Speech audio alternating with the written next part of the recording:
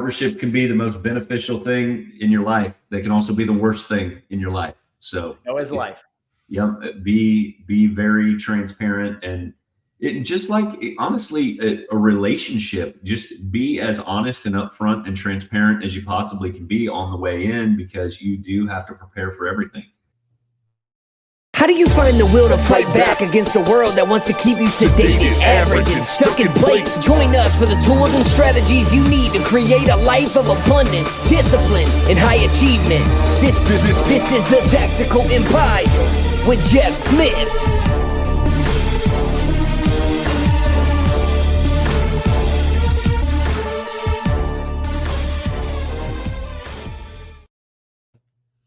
Welcome to another edition of the Tactical Empire. I'm joined by Sean. What's up, man? Hey, we are recording on a Monday, as we always do. These are released on Monday, Thursday. And just for the people, on Mondays and Fridays, those are the only days I allow myself to have a pre-workout drink prior to working out. And so it's really kicking in by this time of day.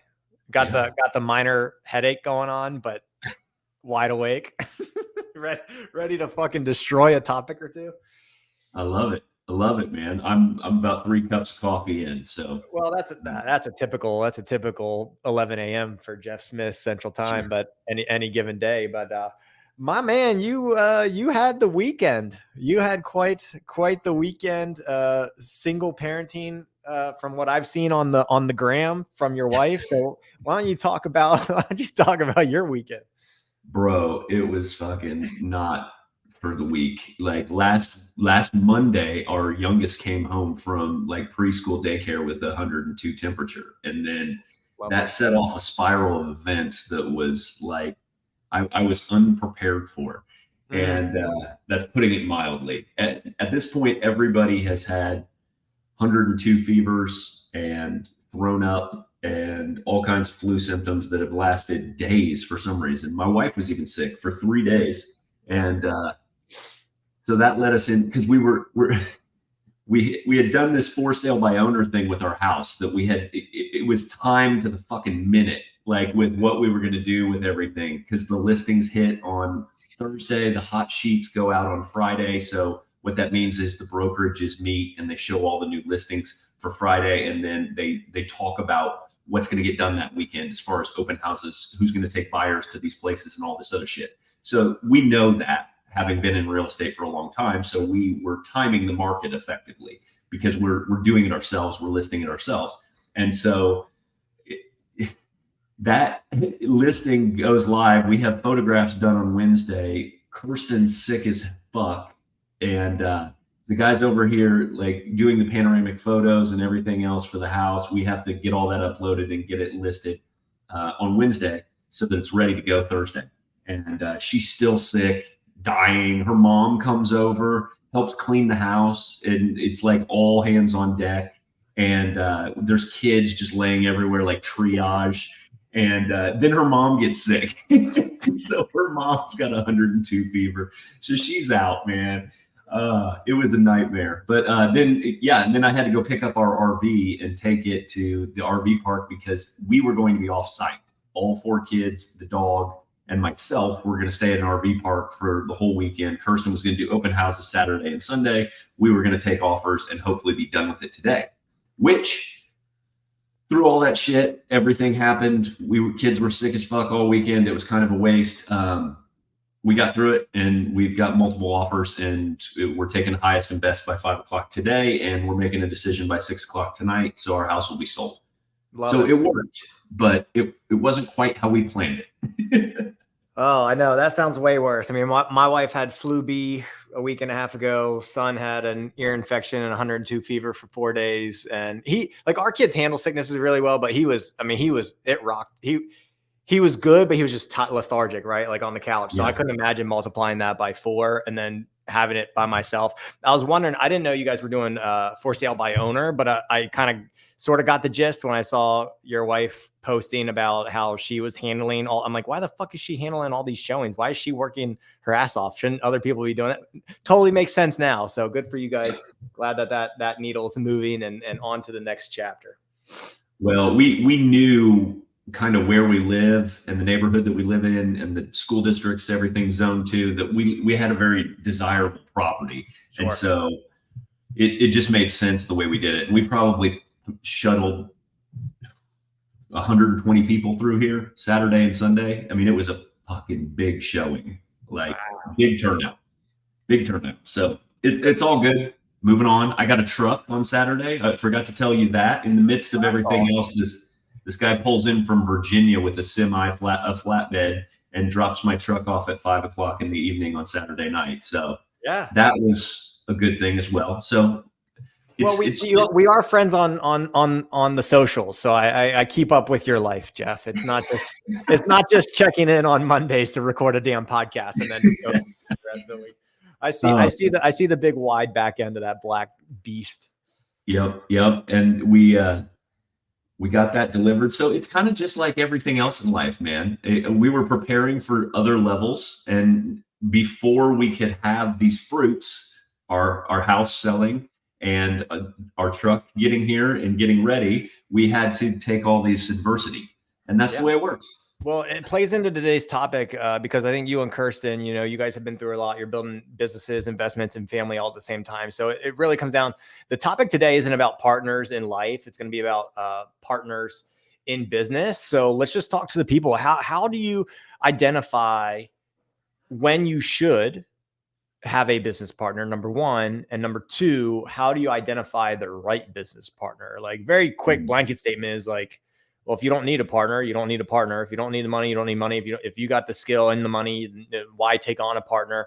But once you identify that, hey, maybe having a partner would be, quote, less risky in one realm. We can define risk a million different ways with partner or not. It's not just a financial thing. It's a human risk factor. Mm-hmm. How do you identify, hey, I'm starting this venture? Or maybe you have an already operation. Sorry to ask so many questions. Maybe you have an already operational business and you're like, I can't fucking do this on my own anymore. We've seen the whole gambit as we mentor business owners and soon to be business owners. So where does your head go when I say, how do you identify the need for and the right who in terms of business partnership? Man, this one is a multi-layered, meaty topic.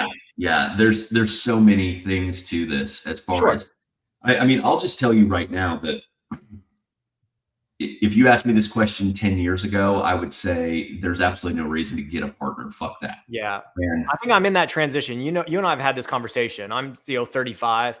I've done 2 or 3 LLCs by myself. I did start with a partner at 22, and I think that was a fucking mistake. I didn't know what I didn't know. But then because of that experience, I shied away from business partners for the next 10 years. But I think that's what we see over and over and over again. And then and one of the things that I teach to a lot of us is that once you start leveling up and you realize that there's actual, you start running around with real people and real players and not just hobbyists that are trying to take from you. And that I'm not trying to be pessimistic or scarcity mindset when I say that. I'm just saying that usually people's first introduction to partnerships are for bad reasons. Like, we're drinking buddies and we're going to fucking open a gym or whatever. I mean, we've seen that a million times, right?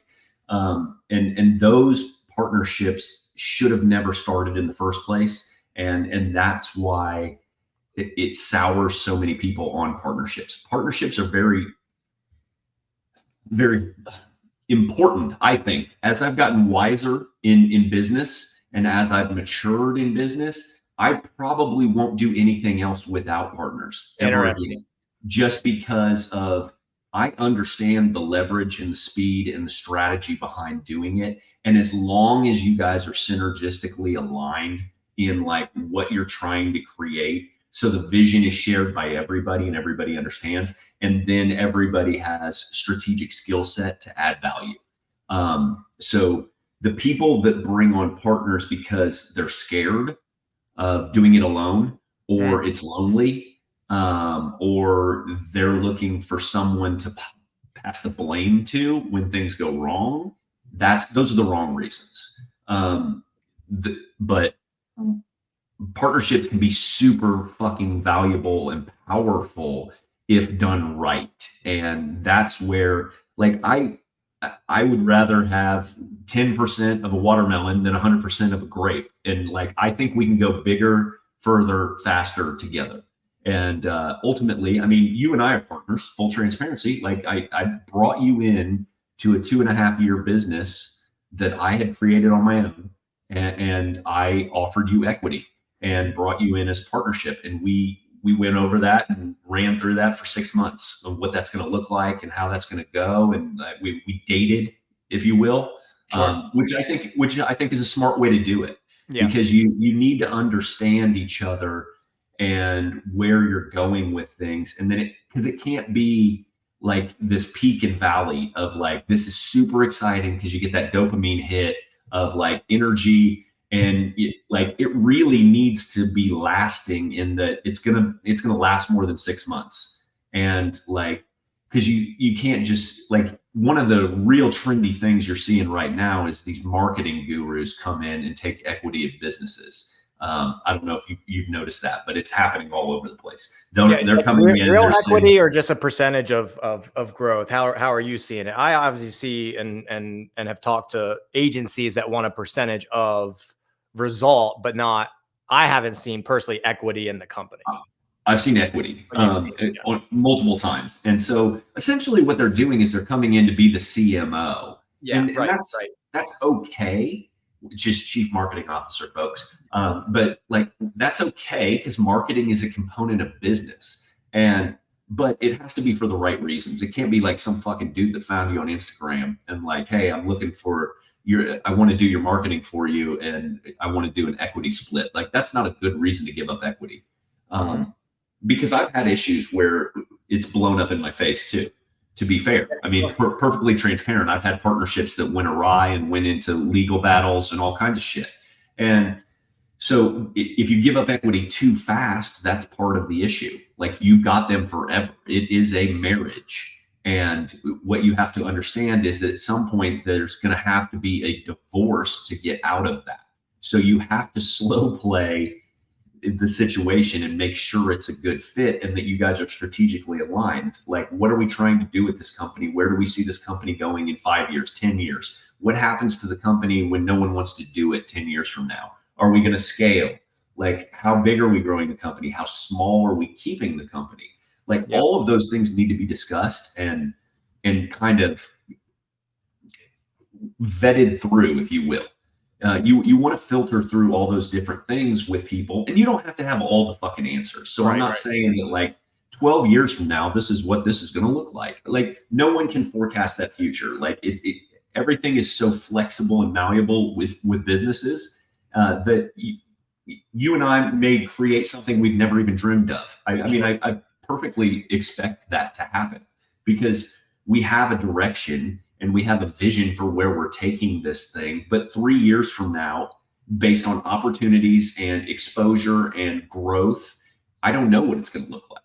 Right. Yeah. And I think that that's fair to say as the operator of the business with you. Right.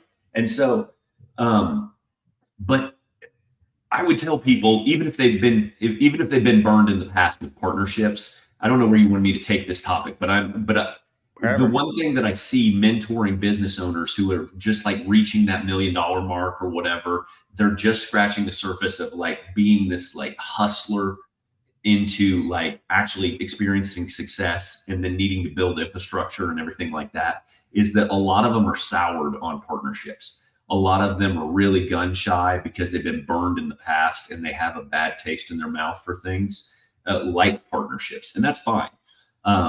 Your primary business doesn't always need to be a partnership either. Like, if you grew something from scratch and it's 10 years old, what the fuck do you need a partner for?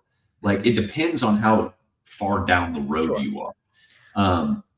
And so for me, like, full transparency, the reason I wanted a partner in the tactical empire and what we're doing is because like I thought you were a good fit. And also like I wanted to do, and this is kind of selfish, I want to bring people along with me on everything I'm doing. That's why I'm telling you that like when I probably won't do anything without partners again. Sure. Because I prefer bringing people along that can see the vision and want to execute at a high level and that have the ability to be self-starters and work on their own. I'm not trying to manage anybody, but like I see the power of equity. Like we go through real estate deals, it makes sense to bring on partners, in my opinion. A lot of them, like you see guys in our group that don't have a lot of experience JVing, but then other guys that are getting way ahead because they're comfortable JVing. So they're bringing on money guys as partners, and they're bringing on equity guys as partners, and it allows them to go real fast. I mean, Justin Barach just mentioned he was trying to buy 20 more houses this year and do 20 more rentals this year. And the way he's doing that is through JVs. And so and that's joint venture. That's a partnership. It's the same thing. And so there's reasons to do partnerships that are very compelling. And I would say that if anybody's listening to this and they're soured on partnerships, you may want to revisit that as you grow. Yeah. Because it's super important, and you're going to just limit your opportunity as you kind of level up if you have an unwillingness to partner with people. Now, you also want to understand that it's a good fit and that you're not getting screwed over in the situation or whatever. I mean, like these companies that are built, and the further that you're down the road with it, like if you're 2, 3, 4 years down the road and you've got some infrastructure built, you've got an audience, you've got branding and things like that, then you can carve out lesser and lesser amounts of equity, because what you need to understand is how big are you going to grow this thing? Because if I offer you 3% of my company and I'm planning on growing a 6-figure company, no one really cares about that, right? Like that's where you got to continue to grow and continue to expand the vision. If you're going to 7 or 8 figures and then you offer me 5% of it, well, that may speak to me. If you offer me 5% of it and an entrepreneurial role as well as equity, like that's very appealing then. So like I'm going to be getting paid for the work that I'm passionate about anyway, like a salary, and I'm going to be getting a stake in the company. That's a great deal. Yeah. And so, I mean, what are your perspectives on it? Having had a partner at 22, having not had a partner until you're 35 again. Yeah. And so where are you at? Well, it's a huge topic, like you said, and we'll apologize in advance that we're not going to be able to hit every single type of contextual situation. I think we acknowledge that often on podcasts, is like, we're just going to talk about a couple different buckets. So I think out of that, it was like real estate, it totally makes sense, right? It's there's work involved in real estate, but it's not a service-based sweat every single day type of business. So I think that comment stands alone and is factual. You will ultimately go farther, faster, easily by having partners in real estate. And the money partnerships are, I think, in my opinion, you have more experience, much easier in real estate. It's pretty straightforward. Yeah. There's no, oh, you did more work than me this past month. You know what I'm saying?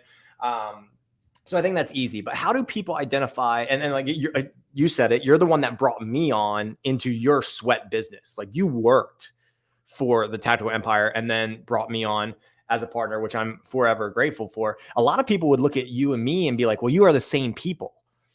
We think similarly, we articulate ourselves maybe slightly differently. But we both are visionaries. We can get our hands dirty and do tactical work, but we like to think big. I was attracted by that because you were my mentor. So I know how you lead and how experienced you are. And as I said earlier, I'm kind of in this transition phase of, I have been hesitant for partners for quite a few years. And so, selfishly in my end, it was, oh, wow, this is already a step ahead because Jeff worked for 2 years for this thing. That's a positive for me. I believe in him and trust in him. That's a positive for me. And I think I can bring something to the table positive for me and the company. But I also want to see how Jeff is actually behind the scenes. Because I haven't had a partner, I can come on and, there's things that I haven't experienced since I was 22 to 25. Sure. And I was way more immature, but I still, if something happens, this is the first time I've experienced with a partner. It's like, hey, Jeff, I need here's where my brain is. Talk to me as a business partner and as a pseudo mentor. So I'm still learning in this relationship from you, which is good for the company it's good for you to lead me, even though you don't manage me. Like you say, you don't want to manage people, but you're leading me as a younger business partner. And I'm learning a metric shit ton. So I'm seeing that firsthand here. But to kind of go, and you and I have experience, so to go back a couple steps or two, should people be, and you can like play off the comment I said of people that know us might view us as the same type of people, but we do have our differences. And so should people be identifying a partner as someone who's, 80% similar to them, 50% similar, or is it this yin and yang, black and white, traction type visionary and integrator? Because I think it's like you and I both are more visionaries than integrators. Yep. So should we hire out the integrators? It kind of goes out to the CMO thing. Like, should a marketing company have equity in your business, or should you just hire a fucking marketing company? So like, let's talk to like the sub 500,000, sub million, sub 2 million. I know small businesses like 500 employees or below, but the smaller businesses that would listen to our podcast, how would an owner there identify a partner? Is it really the complementary skill sets, or is it, hey, we're sort of similar, but this person does bring one skill set that I don't truly have? Well, I think the point that you made that was really good is like the business type matters. Like, are you going to have to be around this person every day? Like you and I talk probably every day now. Yeah. And, but like, we're not sitting in the same fucking room. Yeah. Like we don't we're have texting, voice messages, call. Yeah. And so like, I am of the belief system that you don't have to be like the other person at all. Like, you have to like them and respect them. And then I want to respect your work ethic. And like, that's what's most important to me. Like, I want to know if I call you and tell you to do something or ask you if you can do something for the company, that like, I'm going to have an expectation that it's going to be done. Like, that's it. And like that, obviously you do that with employees as well, but you earn the respect of people over time. And then do they want to be aligned with you? You asked some reasons. And I think, I feel like part of what we should say is that, like, okay, why did I identify you to partner with, right? Because you're like, okay, we're kind of similar and we're both visionaries. So what the fuck do I need you for as a partner, right? Fair question, I guess. I mean, to be fully transparent, the business was 2.5 years old. The business was making money. And so Sean didn't have to come in and start at zero at all. But I mean, what we're doing is a virtual coaching business, if you will. And I've been around you for 5 years. I've watched your maturity and you grow and things like that. And so what you bring to the table is copywriting skills, marketing skills, and the fact that your branding and demo is behind mine. Yeah. Yes. And so when you talk about strategic partnerships, the reason that Sean is my partner is because now I brought him on. He's 10 years younger than me. His demo goes 20 years below me, right? My demo goes 10 years above me. So now I've locked up the audience from 25 to 65 years old. Boom. Which was that was my mission, because I'm 44 years old. I speak to 32 years old to maybe 30-year-old to like 60, 65. And like, what I'm missing though, in most cases, is 25-year-old guys. That's right. Like, and so, so there was a strategic element in bringing you in, and that was, full transparency, part of the strategy, because I wanted a wider net. And so like, that was part of it. And then our relationship over that 6 months of like dating or whatever we're talking about, like, we established kind of the protocol for decision making, if you will, and then like who was going to be in charge of these decisions and shit like that. And we kind of just agreed on them, and it was no problem. And we've not really had any issues as far as that goes. Everybody's kind of just slid into their roles. And as we grow, we're going to run into some growing pains. Like, we're getting more complexity on the back end and the foundational levels of the operational business. And like, there will be some fucking headaches with that, because neither of us like that side of the business. And so but ultimately we are a small operation. And like, when you go back to like any other small business, like, you have to just, shit has to get done. And like, when you look around and say, who's going to do it? There's no one else here. So like fucking, I guess we're going to do it. And so that's just my mindset about things always. And like, Yeah. we can't turn around and be like, oh, we'll pass it off to middle management or one of the other 200 people that work here. That doesn't exist. Mhm. So, I mean, I think that's relatable to a lot of people. Like, I'm a visionary at my core, but like there's shit that has to get done. Yeah. That is not in my wheelhouse, or my, like, I don't wake up in the morning and I'm like, this is what I want to do. Fucking spreadsheets and financial admin and like shit like that. Right. Agreed. Yeah. Agreed. So, but so the company type matters. But the other thing is, like, if you were running a gym, let's say, and like, when do you need a partner in a gym? We just had a client who had 5 or 6 partners, and in her gym, and she had that many partners, and like, that seems like a recipe for craziness, because everybody's got a say, everybody's got ownership and stuff like that. So in a brick and mortar business that you have to report to every day, you really need to make sure that you guys are sharing the work ethic with the person you're bringing on, because you eventually, you talked about something earlier, but it's like, who's shoveled more dirt today? And like, you don't want to get into that pissing contest of like, who's working harder, who's doing this. And the other thing that you have to be cognizant of when taking on a partner is, what season of life are they in? We're hitting all the buckets now. We're hitting it all. Yeah. What season of life, when you talk about you, again, going back to you, because this is the easiest example, the season of life you're in is different than the season of life I'm in as well. And so, but what I see is, I'm going to work my ass off for the next 10 years, no problem. And I see you having that ability too. You're in an accumulation phase, 35 to 45. There's a window of opportunity for us to grow this thing right now. And so, like, maybe if you were just having babies, or like just starting a family, or just getting married, it probably wouldn't have been the time to bring you on in a partnership role. Yeah, that's when I was trying to slow down. I was trying to slow down just for that little pocket of 3 years. But now that my youngest is turning 4, I actually see the light at the end of the tunnel. It's like, oh, I have the bandwidth to turn on, until, as we said at the beginning, 4 of them get sick at a time. Like last week was a little bit of a struggle. Who's going to juggle the kids? Who's going to take off work? Who's going to send them to the in-laws for a day just so I can get 2 hours of work done? So I think you are hitting a lot of the main buckets without us like diving down on how to break out personality types and work ethic.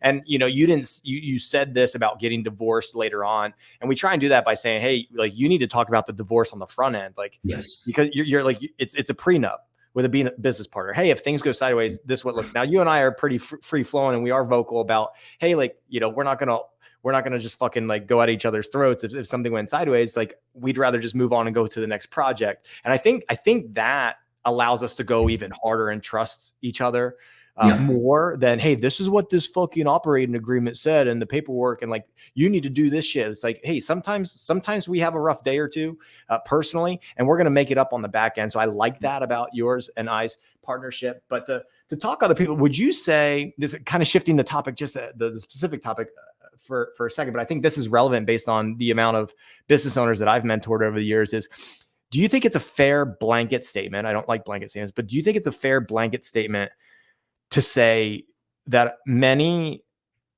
new entrepreneurs or struggling entrepreneurs take on money too soon with the equity component being given away because they're afraid to take on, quote, debt? It's like, oh, I'd rather take money and give equity than just take money.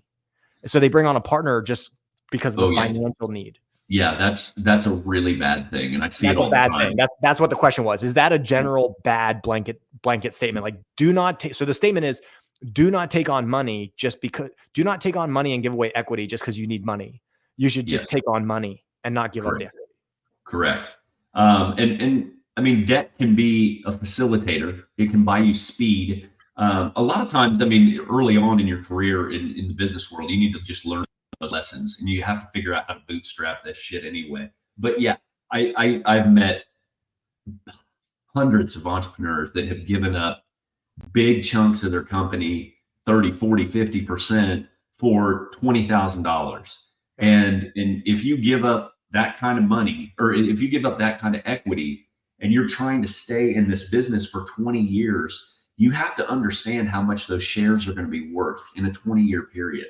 And And like, I truly blame that on, well, most of the time it's fear, but like some of it's financial ineptitude as far as like understanding that you can go out and get $20,000 lent to you by Yeah.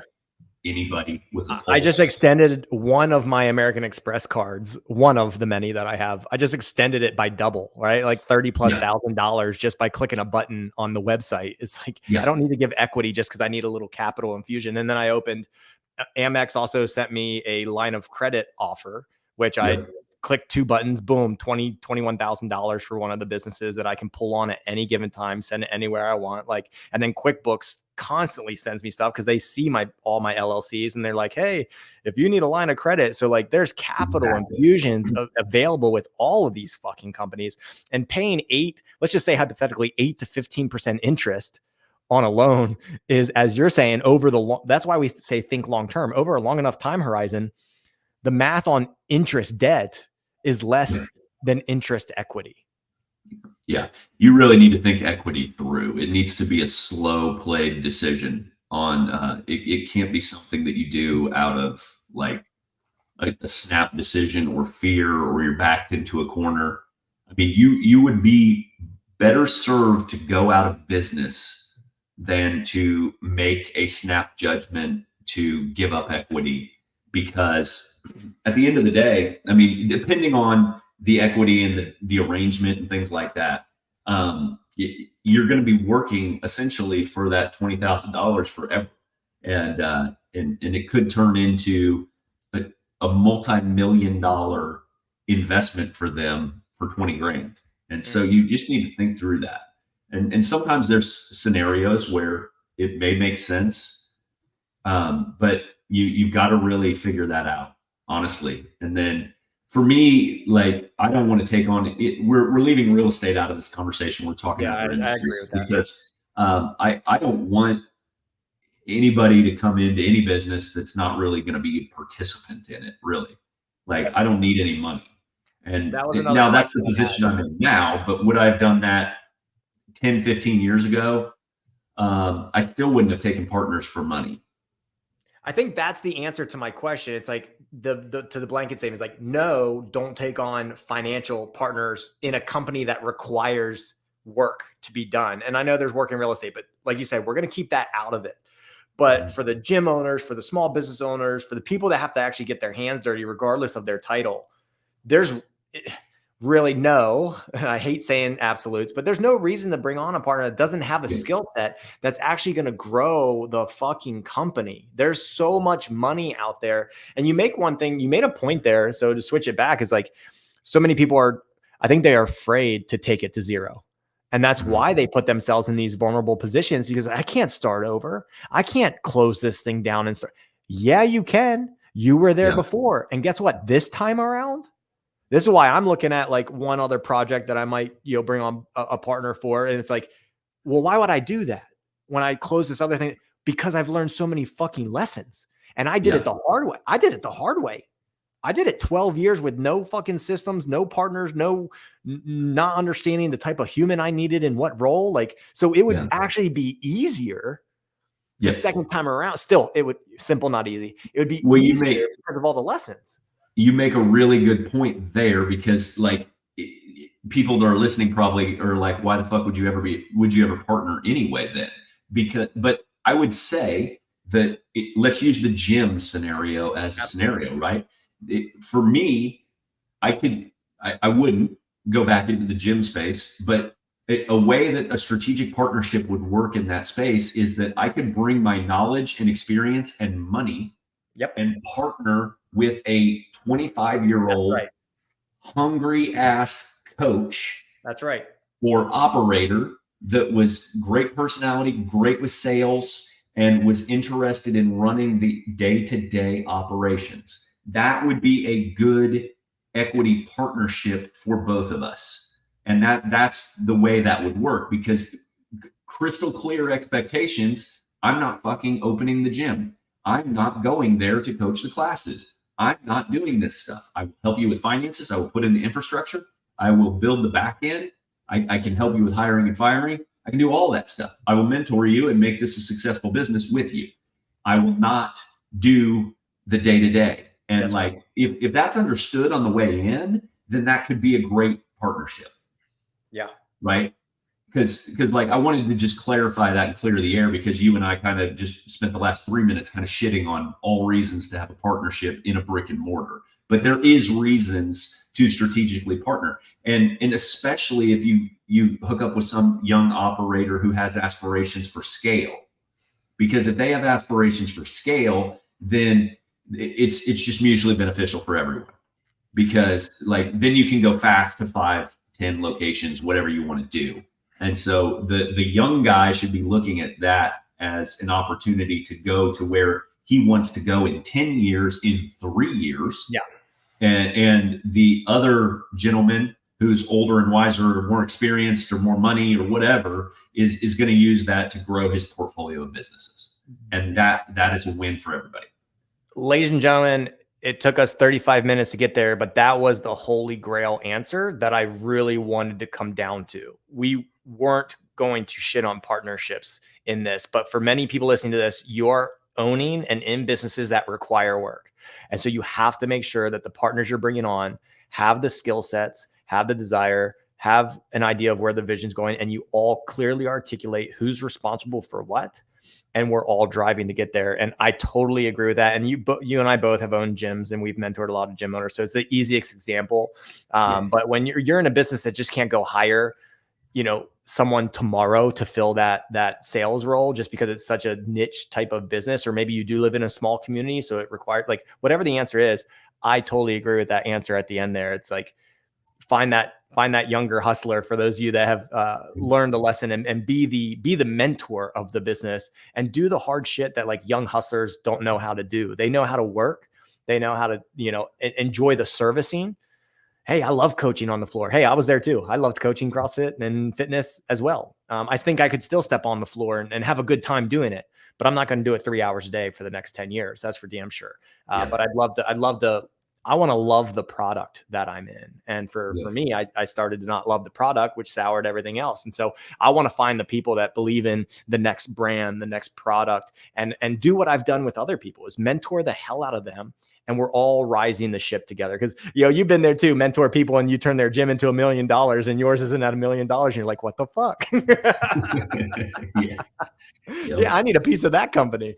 But man, I love that last part. Is there anything you want to send the people off on the 38-minute episode here? No, man, partnership can be the most beneficial thing in your life. They can also be the worst thing in your life. So is life. Yeah. Be very transparent, and it just like, honestly, a relationship, just be as honest and upfront and transparent as you possibly can be on the way in, because you do have to prepare for everything. Because when you talk about seasons of life that people are in, that season's going to change if you're going into business. So you're going to be in a different place in 5 years. I'm going to be in a different place in 5 years. So we need to be able to communicate, like, how are you feeling? What's your temperature? Like, well, this sucks now. Or like, well, does it suck long-term, or why does it suck? Yeah. And so like that type of thing needs to be like on the table to have those conversations frequently. And especially the example we just used with an operator and like a mentor like style arrangement, you need to be constantly checking in with that operator to see what they need. And a lot of times it's just staffing and support and critical roles that either they're not seeing due to blind spots, or they're not willing to hire because they don't want to spend the money or whatever. And you can help with all that. So that's the last piece I would add. Tread lightly on them, but they're magical when they work, and they are the way to go really fast and build really big shit. Yeah. I mean, just so people know, we're as transparent as we can be. I mean, we basically doubled the headcount in 6-8 months just by moving together, moving the ship, rising tide. So Jeff, send the people out, my man. Well, thank you guys. Join us on the Tactical Empire Facebook group, Tactical Empire community, and check out our YouTube channel. Have a great day.